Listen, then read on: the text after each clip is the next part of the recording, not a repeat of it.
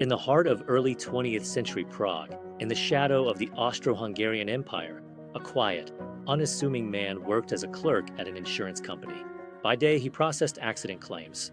By night, he wrote stories that would become the secret blueprint for the 21st century's deepest fears. His name was Franz Kafka, and he didn't just write literature. He diagnosed a condition. He gave us the word for our modern unease, Kafkaesque. Franz Kafka lived a paradox. He was the perfect bureaucrat, promoted to a senior position at the Workers' Accident Insurance Institute. He was efficient, meticulous, and understood the soul-crushing mechanics of the system from the inside. But this was his disguise. He wasn't just writing about bureaucracy. He was living inside the very machine he would later describe as a nightmare. His office wasn't his workplace. It was his research lab for human alienation. At night, he transformed. The obedient clerk became a literary insurgent, writing in frantic bursts. For him, writing wasn't a career. It was, as he said, a form of prayer, a desperate attempt to find meaning in a world that felt increasingly absurd.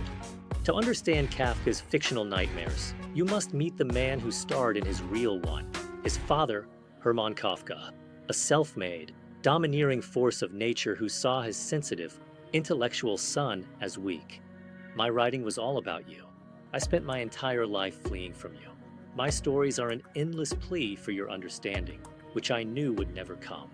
Hermann was Kafka's first and most powerful bureaucracy, a system of arbitrary rules, unquestionable authority, and conditional love. The faceless judges in the trial, the distant officials in the castle, they're all psychological extensions of the father. In 1915, he published his masterpiece of alienation, The Metamorphosis. But this isn't a horror story about a man turning into a bug. It's a tragedy about what happens after. The genius isn't the transformation. It's Gregor's reaction. His first thought isn't, my God, I'm a monster.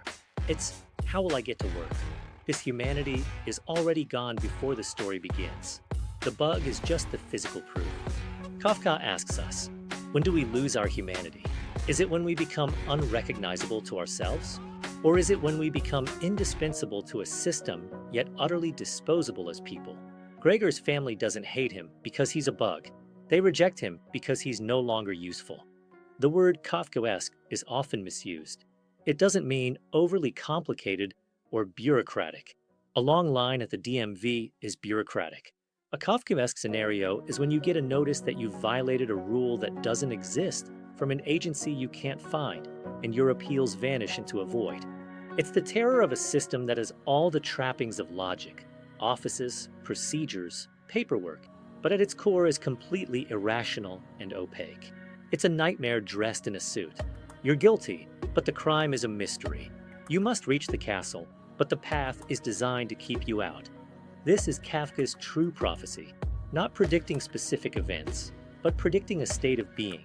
The feeling that you are a data point in a database, a case number in a file, a problem to be processed. Tortured by tuberculosis and self-doubt, Kafka died at 40.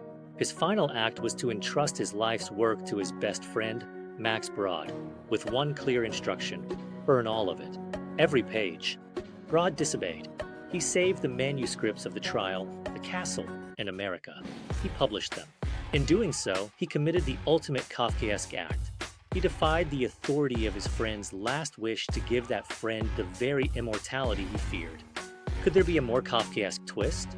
The writer who felt unseen in life becomes globally famous because his most trusted friend turned his final, personal request into just another piece of paperwork to be ignored. Kafka became one of his own characters, trapped in a system, in this case, the system of literary legacy, beyond his control. So why does a clerk from 1920s Prague speak so clearly to us today? Because we now live in the world his nightmares outlined. We don't just face bureaucracies of paper and men in offices. We face algorithmic bureaucracies. Our guilt or innocence is determined by credit scores and social graphs. Our castles are server farms, guarded by passwords and terms of service agreements we never read. Kafka teaches us that the greatest modern anxiety isn't about monsters. It's about systems. It's the fear that you can follow all the rules and still lose. That you can search for an answer and only find deeper, more obscure questions. He is the patron saint of anyone who has ever felt small, confused, and powerless before a vast, impersonal world that demands you make sense of it. Franz Kafka saw the future, and the future is Kafkaesque.